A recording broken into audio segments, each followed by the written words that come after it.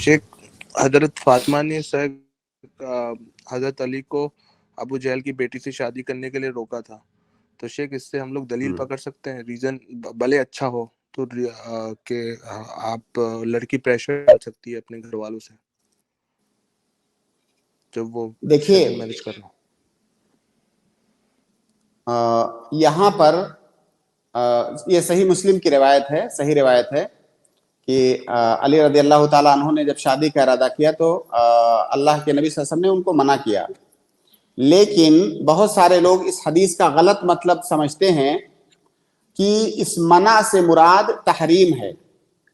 میں اس سے پہلے بھی عرض کر چکا ہوں کئی مسائل میں کہ منع کرنا یہ الگ چیز ہوتی ہے، حرام قرار دینا الگ چیز ہوتی ہے. اللہ کے نبی صلی اللہ علیہ وسلم فاطمہ رضی اللہ تعالی عنہا کے والد تھے اور انہوں نے کچھ وجہ بھی بتایا منع کرنے کے لیے. انہوں نے حرام نہیں کہا کہ دوسری شادی کرنا حرام ہے، منع کیا اور کچھ وجہ بھی بتایا کہ میرے دشمن کی لڑکی میری لڑکی کے ساتھ اکٹھا نہیں ہو سکتی، میری بیٹی کو تکلیف ہوگی تو مجھے تکلیف ہوگی.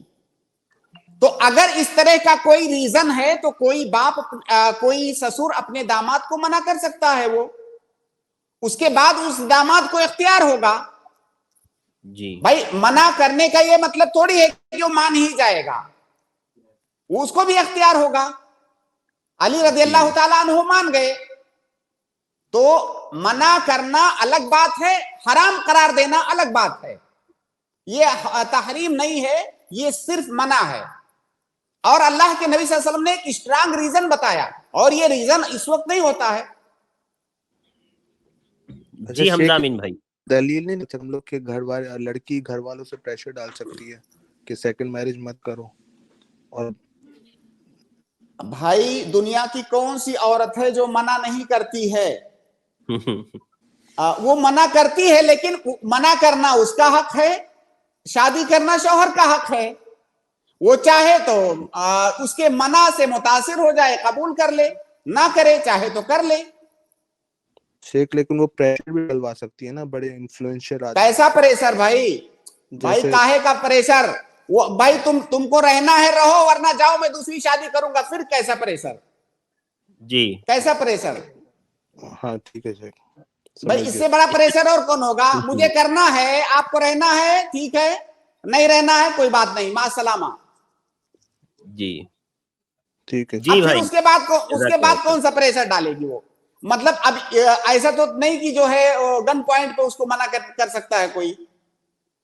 نہیں شیخ، میں کہہ رہا ہوں کہ بہت ہی انفلوئنشل آدمی کو بولے کہ اس کو روکو اور شادی کرنے سے، تو اس کو نصیحت کرو، تو یہ حرام تو نہیں ہو جائے گا نا؟ ہاں دیکھیے، اگر کوئی حرام قرار دے رہا ہے یا اس طرح سے اس شادی کے دوسری شادی کے ساتھ جو ہے اس کا رویہ ایسا ہے کہ جیسے استہزاء والی بات ہے یا اس کی تحقیر والی بات ہے. اللہ تعالیٰ کا ایک حکم ہے وہ.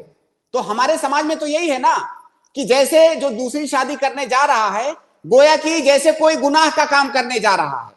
بھائی ایک ہوتا ہے اپنی مصلحت کے لیے کسی آدمی کو کسی کام سے روکنا. میں جانتا ہوں، اقرار کرتا ہوں کہ وہ جو کام کرنے جا رہا ہے جائز ہے، لیکن میری مصلحت اس میں ہے کہ وہ نہ کرے، تو یہ میرا حق ہے اپنی مصلحت کو ڈھونڈنا.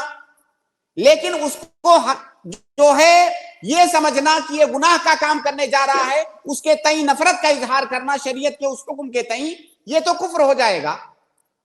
تو ایسا اس زمانے میں بھی، اللہ کے نبی صلی اللہ علیہ وسلم کے زمانے میں بھی سوکنوں کے درمیان یہ چیزیں پائی جاتی تھی.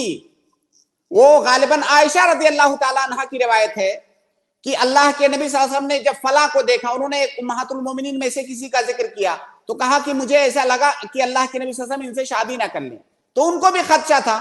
عائشہ رضی اللہ تعالیٰ عنہ رات کے وقت اللہ کے نبی صلی اللہ علیہ وسلم کی جو ہے کو تلاش کر رہی ہیں کہ کہیں ایسا تو نہیں سوکن کے پاس چلے گئے. تو یہ ساری چیزیں فطری ہیں. تو فطرت کے حد تک اگر وہ مخالفت ہے تب کوئی حرج نہیں ہے، لیکن ہمارے یہاں وہاں تک نہیں ہے. ہمارے سماج میں تو یہ ہے کہ اگر کوئی آدمی زنا کر لیا تو چلے گا، اس پر کوئی بات نہیں کرے گا، لیکن اگر کسی نے شادی کر لیا دوسری تو پورے ہندوستان میں 5 منٹ کے اندر، اس وقت تو سوشل میڈیا کا زمانہ ہے، 5 منٹ میں پورے ہندوستان میں خبر پھیل جائے گی کہ فلاں آدمی نے تو دوسری شادی کر لیا، تو یہ بات غلط ہے. بلکہ یہ بات اتنی غلط ہے کہ اگر آپ کے اعتقاد سے متعلق ہے، آپ اس حکم کے ساتھ کراہیت کا اظہار کر رہے ہیں، تو یہ بات کفر تک پہنچ سکتی ہے. باقی وہ عورت کا حق ہے، وہ منع کر رہی ہے، ناپسند کر رہی ہے، پھر اور شادی کرنا اس شوہر کا حق ہے. جزاک اللہ خیر شیخ، واضح ہے.